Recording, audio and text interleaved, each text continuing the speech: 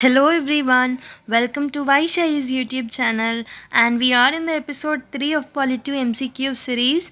This are prelim specific series. Okay, if you are liking this video, give your feedback in the comment section. Like the video, subscribe to the channel if you are not a subscriber. Considering this, let's start solving the questions. The first question says, which of the following are not the salient features of Indian Constitution? Option number A, lengthiest constitution. Option B, drawn from various sources. Option C, blend of rigidity and flexibility. Option D, presidential form of government. So, ours is a constitution which is very lengthy, and it is the lengthiest constitutions in the world, and it is drawn from various sources, and it has a blend of rigidity and flexibility that we have studied. Okay, but ours is not a presidential form of government, ours is the prime ministerial form of government.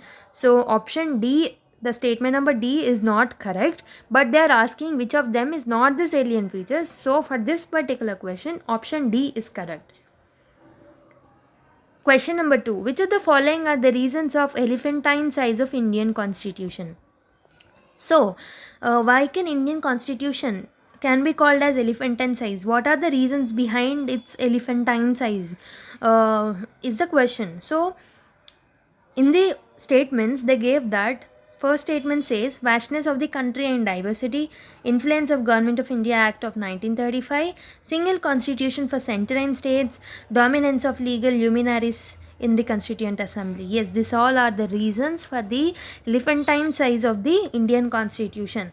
We have a large country where diverse peoples exist, because to satisfy these diverse people we need to have certain kind of articles, certain kind of schedules which are dedicated to these diverse people. So ours became the lengthiest constitution, and we have the influence of Government of India Act of 1935. This is also one of the reason, and we have single constitution for both center and different states. So in order to provide all the articles regarding them, all the laws regarding them, we have them provided in the only one constitution, that is a single constitution. So our constitution became lengthier, and there is a dominance of legal luminaries in the Constituent Assembly. This is also one of the reasons. So all the statements given are correct for this question number 2. So option D is correct for the question number 2. Question number C or 3. Which of the following are not the features of the parliamentary form of the government in India? Statement 1 says presence of real and nominal executives. Statement number 2, minority party rule.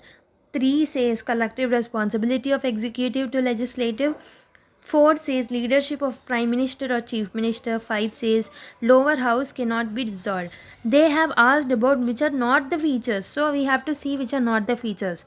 We don't have minority party rule, we have majority party rule, that we all know, and we the lower house, that is Lok Sabha, can be dissolved. They told that it cannot be dissolved. So option two, statement number 2 and statement number 5 are wrong. So option A is correct for the question number 3. Question number 4. Who among the following called Directive Principles of State Policy as a novel feature of the Indian Constitution? So, who called DPSPs as the novel feature is Dr. B.R. Ambedkar. B.R. Ambedkar told DPSPs is a novel feature of the Indian Constitution. So, option B for fourth question is correct. Question number 5. Match the column A with the column B. So we have to match which are correct, from which we have derived different features. This is what they are asking.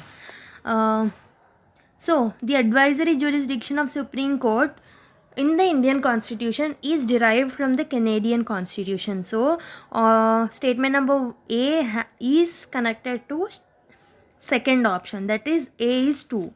We can eliminate A, B and C, and D is the answer, but we have to see the other features too. And the second one is saying removal of high court judges. It is we have derived it from the USA model.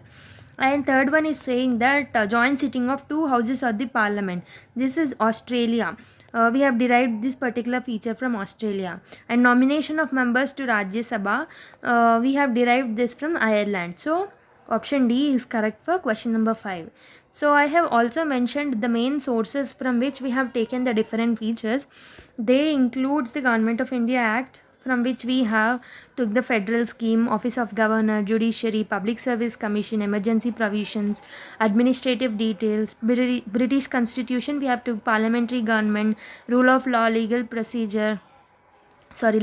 procedure, single citizenship, cabinet system, prerogative writs, parliamentary privileges, bicameralism. In the same way, from US Constitution, from Irish Constitution, from the Canadian Constitution, Australia, Weimar Constitution, Soviet, French, South African, Japanese. We have took different features from all of this. So you can pause the video and revise all of them. Question number 6.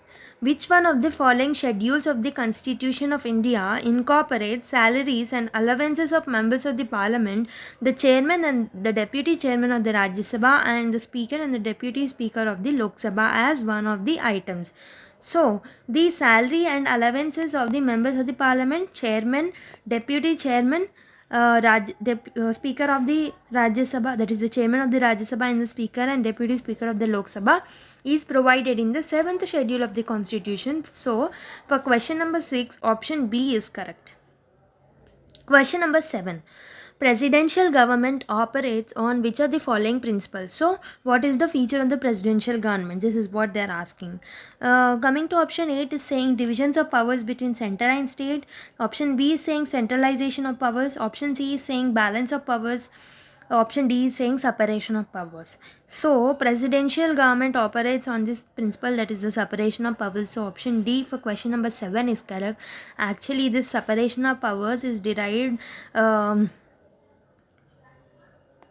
by Montesquieu. He gave the idea of separation of powers. Question number 8. Consider the following regarding the Constituent Assembly.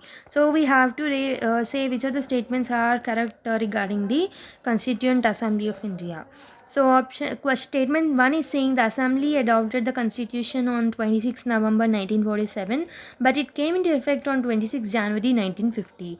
Statement 1 is wrong because we have the Assembly adopted the Constitution on 26 November 1949. It is not 1947, it is 1949. So statement 1 is wrong. So we can eliminate option A and option C. And coming to statement number 2, Mahatma Gandhi was member of the Constituent Assembly.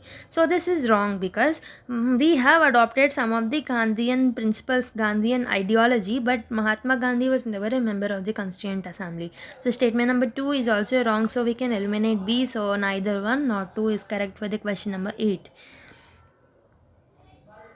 Question number 9. From which of the following country India did not borrow any constitutional feature? So they are asking from which particular country we did not follow any constitutional features. So they have mentioned Australia, Brazil, Canada and Ireland. So let's learn. Just now we have saw that from Canada, from Ireland, from Australia, from Weimar, Soviet, French, South Africa, Japanese. These are all the ones which are acting as the sources for the Indian Constitution, and we have never derived any feature from the Brazilian Constitution. So, statement number B, for the question number 9, B is the correct answer. So, that is it for today's video. I hope so you enjoyed this Polity through MCQ series. You are enjoying it. I am hoping this so. Please comment in the comment box if you are liking the video, and subscribe to the channel, like, share with your friends who are in need of it. Thank you everyone. Take care. Bye bye.